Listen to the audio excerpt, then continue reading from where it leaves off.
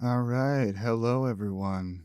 I have a special presentation. It's my first review. Woo! Dehancer reached out to me and asked if I wanted to review their film emulation software, and I gladly said yes. So, my experience with film emulation softwares is I've only used FilmConvert Nitrate, and just I wasn't very impressed with it. It didn't didn't do what I need. I'll just show you. So this is a little clip of a music video I did this year. Um and this is with the Dehancer. Now if I turn this off, this is Film Convert. Well, that's a bad example. That's one of their black and white stocks, but let me find the Kodak Vision, because both of them have Kodak Vision. Yeah, so there's two Kodak Visions in FilmConvert. I'll bring down the exposure to try and give it a chance. Bring up the saturate. Well, see if I bring it all the way up. Doesn't look right. But something like that. Maybe if I can get the contrast without. I'll just make another node before it just to try and be fair with it. So add a little contrast. Yeah, it's too much, but bring down the mids, highlights a little bit. Let me turn off the film grain, wherever that's at. Film grain, film size, grain. Oh, okay. So there's no film grain. I don't have it on the other one. I'm not a big fan of film grain. Let me cool it down just a little bit. But anyway, it's not a great grade, but just for demonstration purposes. So here's that. And you saw it before, but we'll look at this now. It just looks so much better. I didn't even spend that much time on this Dehancer grade. Um, I think that color changes from, if I'm not mistaken, there's a setting called maybe it's film breath or gate. Yeah, film breath maybe. Maybe that stopped it. Let me look. Yeah, so film breath, I guess, changes the color. Maybe there's something in film that does that, but I kind of like the 90s era of film where film was lost a lot of its imperfections and just had like a really solid look to it. So I like to take off the grain and, the film damage. And I guess if you want to look at the film damage, we can do that for a second. But you see the dust and everything. You get a pretty authentic look. And, depending on what you're going for, let's just really dirty it up. Let's do the film breath, the gate weave, um, overscan. Let's really, so the vignette was already on. Um, I think that's, the bloom. Did I put the bloom and the halation on? Yes, I did. Okay. So let's take a look at the pure film.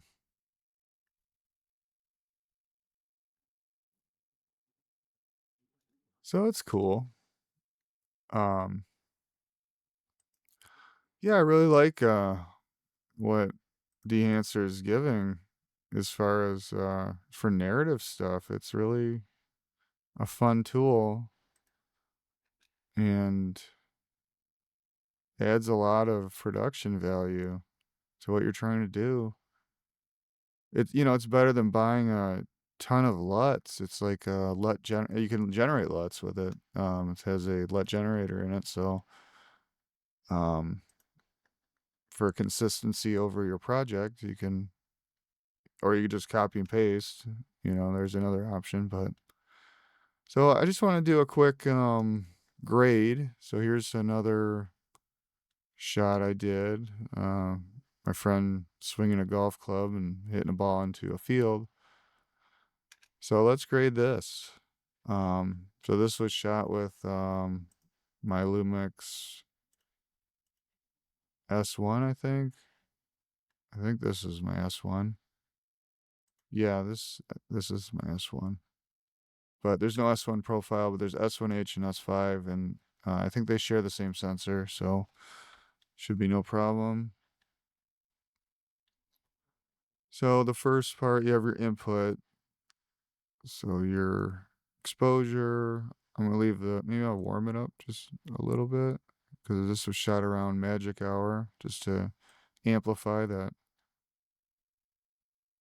Let's go a little bit less. Is it too purple? I can't really tell. Maybe a little bit purple. Okay. And I don't know if I mentioned, but defringe removes chromatic aberrations. My eye is not trained enough to see chromatic aberrations, but I am a hobbyist, so what are you gonna do? All right, so so we got our Kodak Vision 3. Let's audition a few just to look at them. No. It's kind of reminds me of kind of like an airy look. I don't know. Real low contrast. I'm not sure. Mm, it's real desaturated. Oh yeah, let's go for that now. Um, Polaroid. Here's another Polaroid. Okay, I don't want any black and white stuff. Rolei. That's black and white. Let's go up here. Let's go to Fuji stuff. Those Fuji colors everyone is talking about. I've never had a Fuji camera, but I can respect it.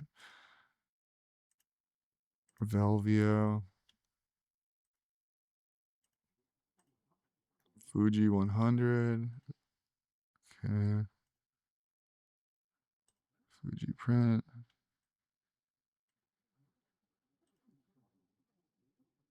F400 Superior.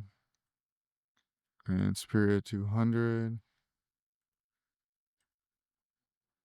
F400. Fujifilm Instax. No, I want something where the colors kind of pop. I really, just like I was saying with the FilmConvert, I really just don't like the deset. So that's a real natural look. This Kodak Aero Color Plus. I probably just need to mess with. Let's see what Agfa does. Agfa Portrait. So I guess this is what you'd go through too if you're, just messing with it. This is kind of a demonstration of, someone who's not real familiar with it. What you would do. I kind of like the CineStill 50D. Keep that one in mind. Okay, we're back to the Fuji. Let's just go. We'll just choose this one. We'll commit to it and see what we can do with it. So here's your push-pull exposure value. I guess this simulates how you would expose the film in the actual process. I am not too educated on that either. What are you going to do? So here's our film developer. Make sure you enable it. I'm going to bring down this color, this temperature. So let's go back. Gamma correction. Okay. Color set. Okay, I don't want to do that. Or desaturates it. And I don't want to wonk up the colors, make them all janky. Okay, let's try film compression. area. What does this do? Okay, it's doing something to the sky. Messing with the highlight roll off. Here's our white point. Tonal range. Oh, okay. So yeah. Kind of want those clouds to separate. Color density. I want to get some more contrast too. Yeah. Okay. It's real responsive. So now everything kind of separated. You see? He stands out more.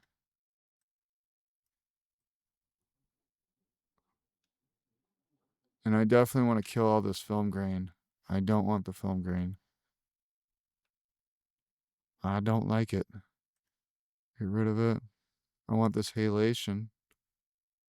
Mask mode. So you can see these red marks is where the halation is taking effect. So outlining him. So that should separate it more. Yep. And there's different types for like here's no remjet. So that yeah, so that amplified it. So I guess remjet is bad. I don't know. More of a vintage look. I'm gonna take that off. What's 16 no remjet? That's even worse. It's kind of yeah. It's definitely pretty heavy-handed. What did I not even hold on a sec. Oh, I was in bloom. Okay. So let's go to Super 35. Make it more subtle. And the bloom is enabled. So I guess I mean it looks like bloom is doing a very similar thing. I don't know the difference, but let's see what 65 millimeter does versus 35. 35's more. 16 is even more. 8 is just different. Let's go back to 35. Okay, no film damage. I don't want the film breath that like changes the colors as it moves. I mean, I don't know if I showed you, but it changes the colors, and you can see my stabilization is all messed up. So I'm gonna stabilize by translation. That sometimes fixes things.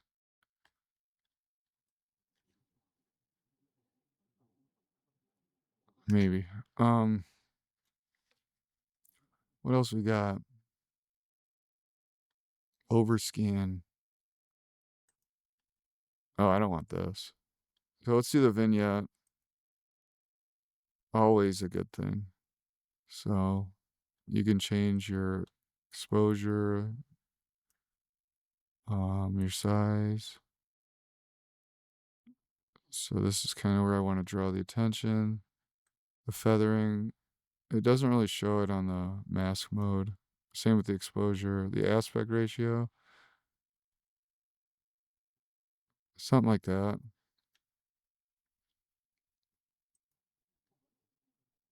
And let's look at the exposure. Kind of makes it a little bit more natural with the darkness. Yeah, I like that a lot.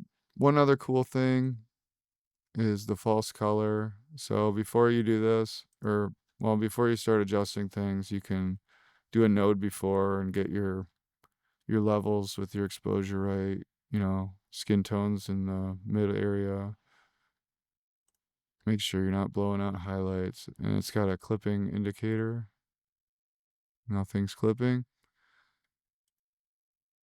Total impact. What is that? Oh, this is kind of like your in DaVinci, the maybe the key output. Total impact maybe is sort of like that. I'm not sure. Seems like it. And if I want to export this as a LUT, I could do that. Pretty neat. quality. Is this like for rendering? I'd do high slow, so nothing gets skipped when it renders. I'm just making assumptions here. This is just a Luddite going about it. But for how long did I spend doing this?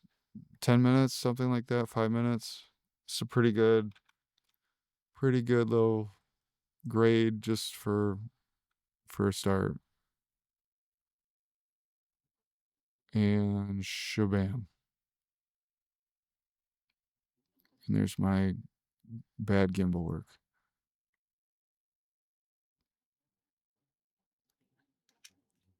I think it's pretty neat. Here's another one I did.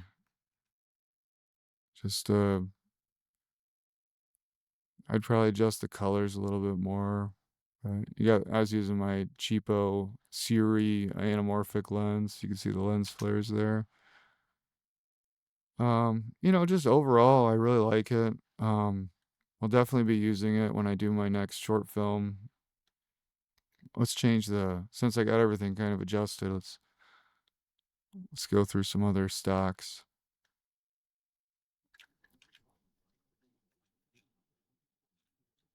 That's one of the cool things. Like once you kind of dial it in, it seems like these other stocks, they're kind of in that bandwidth where you can kind of switch them over and not have to do too much more adjustments. I mean, this is like a darker stock, but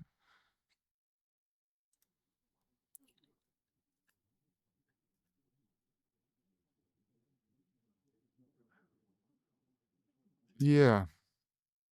Oh, one other thing I want to show you is I was messing with this is 8-bit 8-bit footage, and like on if we go back over here with the FilmConvert, you can only choose like a camera profile. You can't just choose Rec 709. Maybe it's default. I mean, you could do sRGB, but anyway, you got Rec 709 in the Dehancer, and other options. So you can load this 8-bit footage in, and you can only do so much with 8-bit. I mean, you could see it, those tents are just super blown out.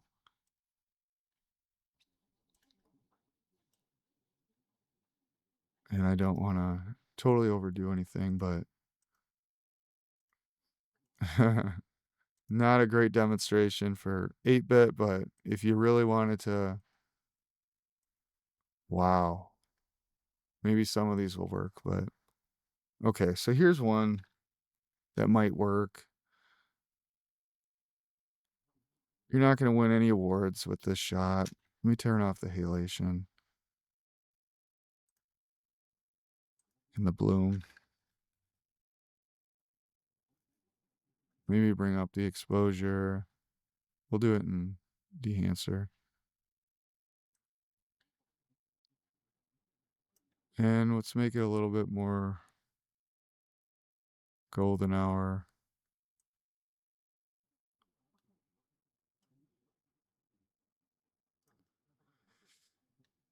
Yeah, black point.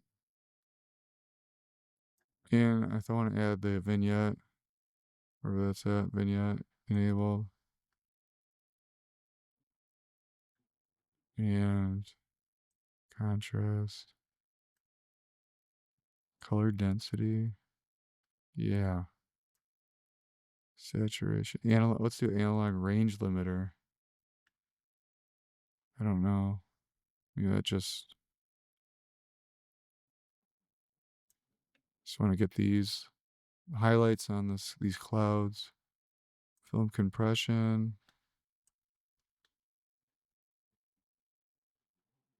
Something like that.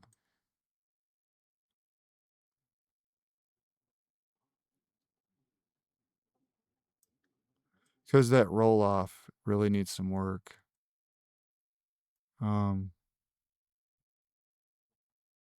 So print. I hadn't even messed with this yet. Kodak Endura Glossy. Let's go Fuji. No. Okay, so you can choose the type of print. Glossy kind of looks linear. That's where I was at. Let's go to glossy. Okay. So this is new to me. We're learning right now. There's a lot of cool things you can do. I didn't mess with that drop down before. But for 8-bit footage, I mean, okay, so here's another thing I missed on the other demonstration is they're almost like printer lights. I think this is how they used to kind of color grade, color correct before we had color grading.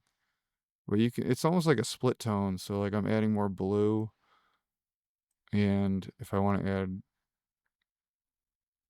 more cyan, and then I think you can change where they're applied to. See the shadows. I'm not 100%. This is just me messing around, but adding more blue to the tents, it looks like. And then impact. Yeah, I don't know. So if I disable it, did I make things worse? Well, it's less orange, kind of more natural with the blue taking out parts in certain areas.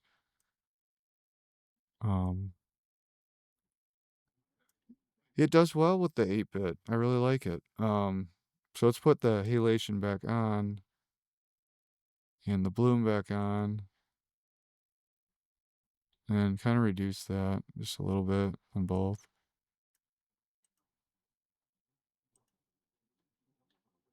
It's real subtle. Throw the film grain back on. I don't know, why not? Yeah, let's turn the film grain back off. But, I mean, it's not great because it's 8-bit and I'm kind of pushing things.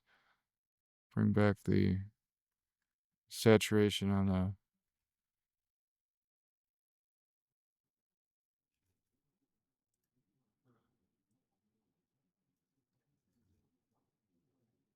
Yeah, you can see all the clipping and everything, but what are you going to do? Well, it gives you some options. So I hope you enjoyed this. This is my first review. If you're thinking about Dehancer and you want to save a little bit of money, 10% off. My coupon's new comp 10. And I appreciate you bearing with me on my first review. Thank you so much. And cheers and adios, amigos.